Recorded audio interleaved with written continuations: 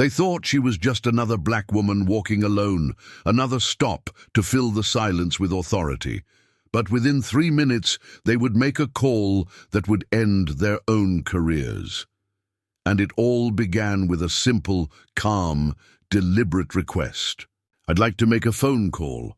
The patrol car was already parked, the radio still crackling with idle static, and even in handcuffs, she didn't look afraid. She just looked tired.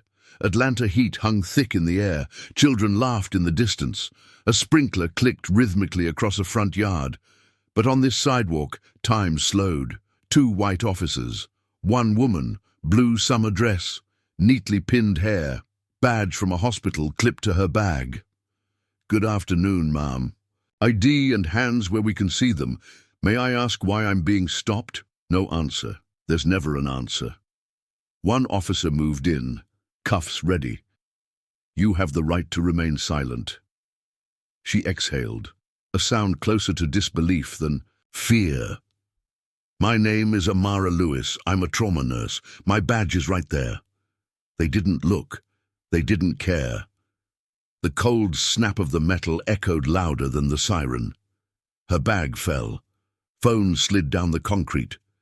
From a window above, someone watched. Another neighbor recorded, but no one spoke. She sat in the back of the squad car, wrists bound, still composed, still breathing. "Can I make a call?" she asked, voice steady. 1 officer shrugged. "Sure. Just keep it quick." She picked up the phone with practiced fingers, no hesitation, no tears. "Hi, love, I need you. They handcuffed me." Silence. Then a voice, low even, surgical in tone. "What's the number on the cruiser?" She glanced through the window. "A4382. Say nothing else. I'm on my way." 2 minutes later, their radio cracked open.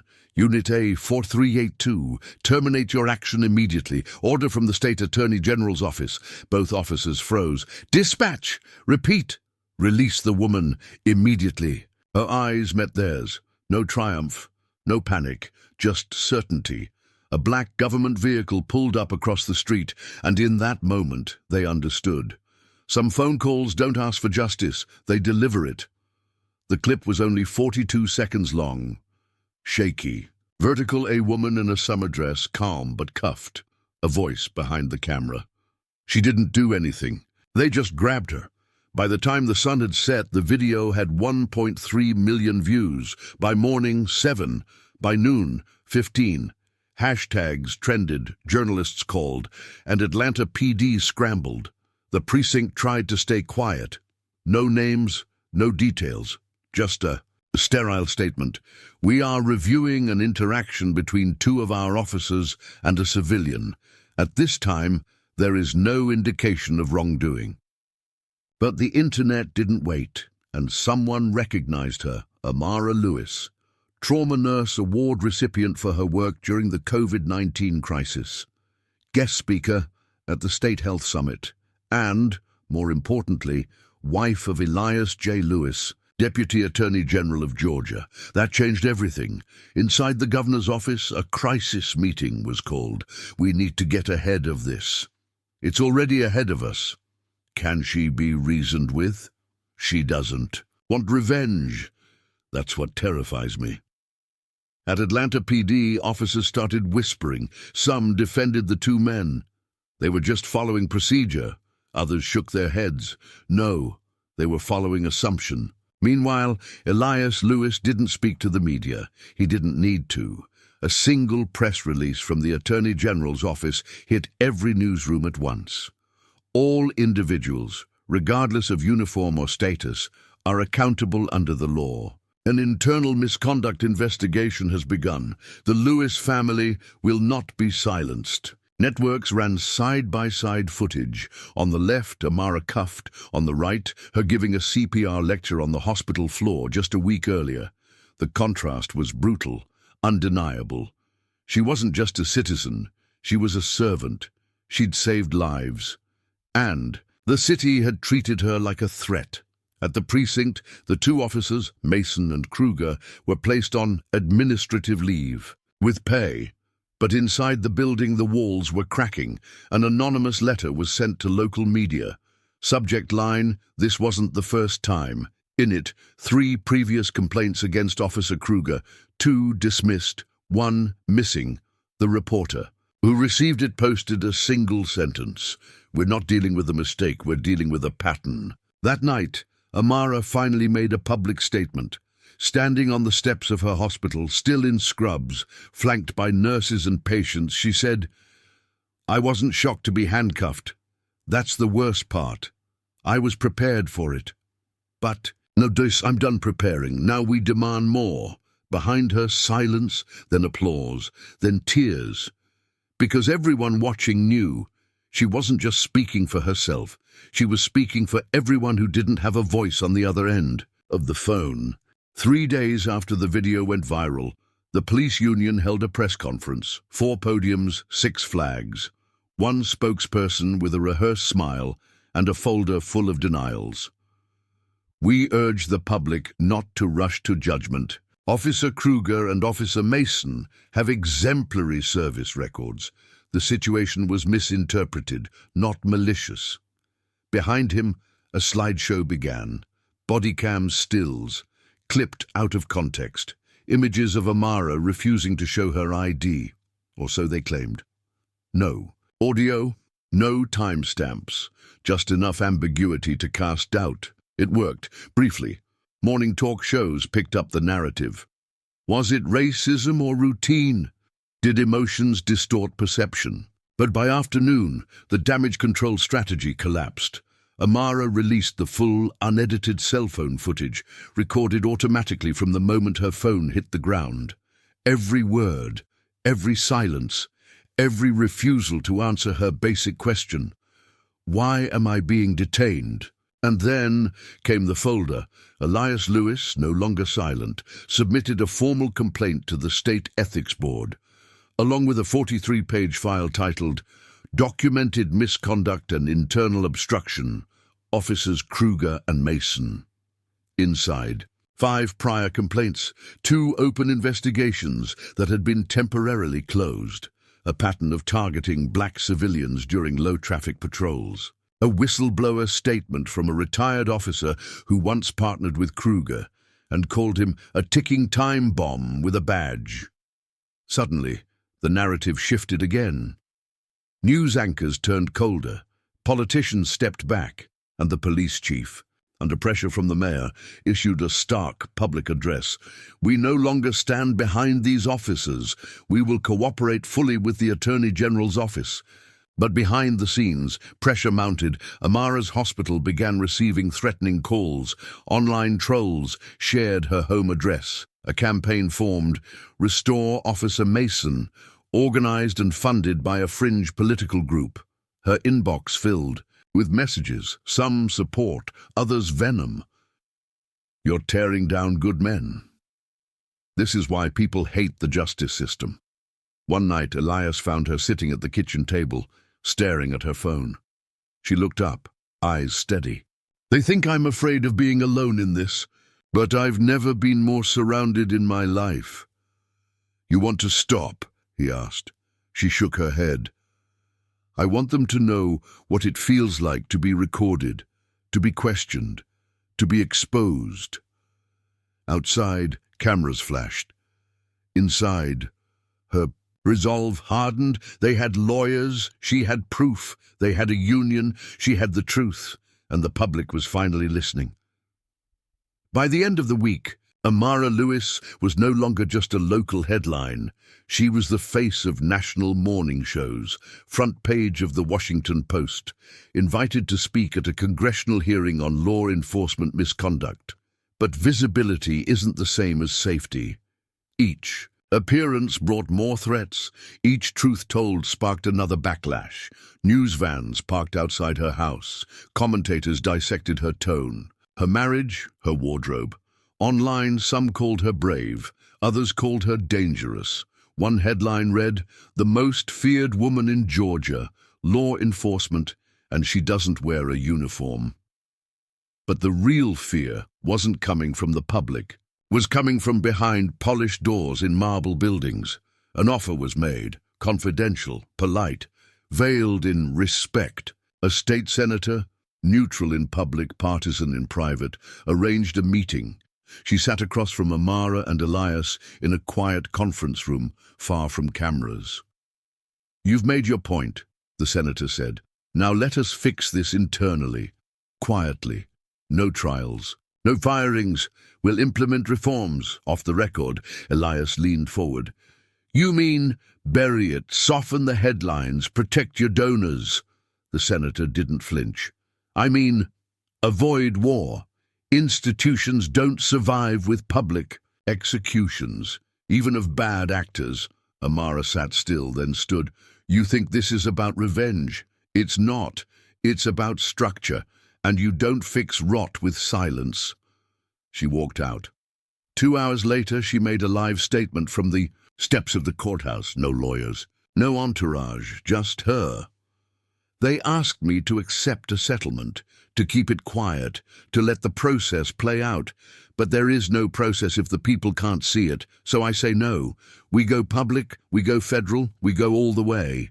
The crowd erupted. Signs in the air: "Protect Amara, no more settlements, badges don't erase accountability." But the decision came with consequences. A brick was thrown through her hospital office window. Her inbox flooded again, this time with rumors that she'd been fired. She hadn't. A known lobbyist filed a defamation lawsuit against her. Clearly symbolic, clearly coordinated. Elias kept his calm, but Amara grew quieter, not withdrawn, focused. At home, she put post-its on the wall, one for every name of a person who'd reached out with a story of abuse. When she ran out of space, she started a digital archive. It wasn't just about her anymore, it was about all of them. She didn't want to be famous. She wanted to be effective, and now she had no intention of stopping.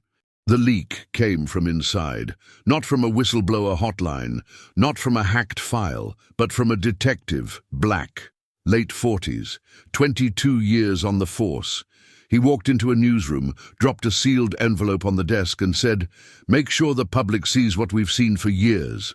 Inside, a full disciplinary history of officers Kruger and Mason, unredacted, notes from internal meetings, screenshots of altered complaints, and an email thread between senior officials titled, "Handling the Lewis Incident."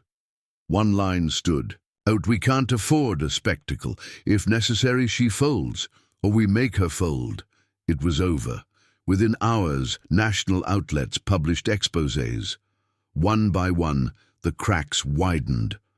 A former police chief confirmed he'd been pressured to destroy misconduct files. A local judge admitted to sealing disciplinary cases at the request of a city official. A mayoral candidate was found to have received campaign donations from the officers' union PAC. Public rage exploded.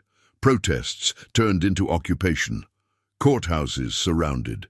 Students marched, nurses held vigils. And in the middle of it all, Amara stood steady, not above it, among it. But even as the truth came pouring out, danger circled back. A group of armed men drove past her home at night. Her hospital was vandalized, windows shattered, graffiti smeared, "Liar, traitor, stay silent." She was offered federal protection. She declined. "Let them see I'm not afraid of them. Let them see I'm not running." Her courage sparked something deeper. A coalition of black military veterans issued a joint statement.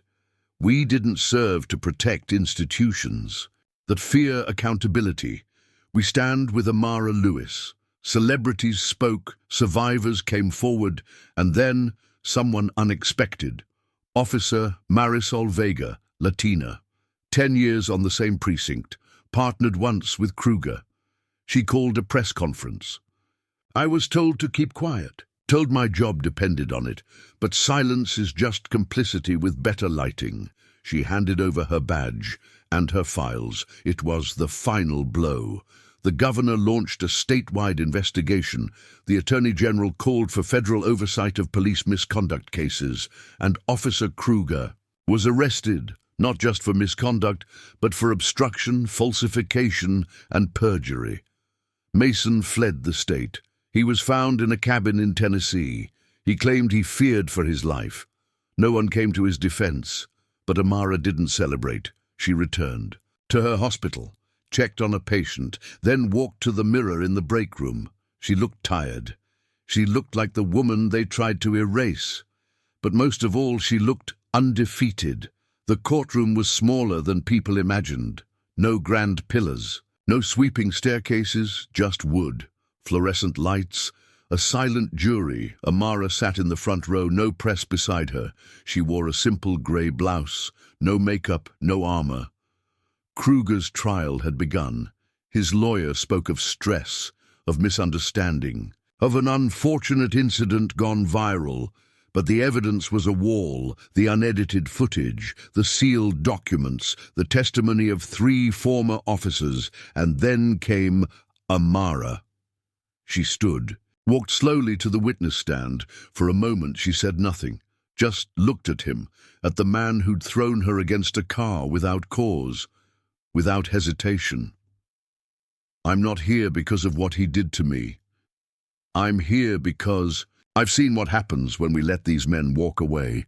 The room held its breath. She told them about the calls, about the mothers who reached out, the nurses, the teenagers, the ones who didn't go viral, the ones who didn't survive.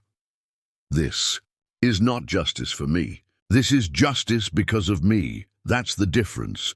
The jury deliberated for 6 hours, came back with 3 guilty counts: civil rights violation, abuse of power, tampering with public records. Kruger was sentenced to 12 years in federal prison. Mason's charges followed. The city settled multiple lawsuits from other victims of the same precinct.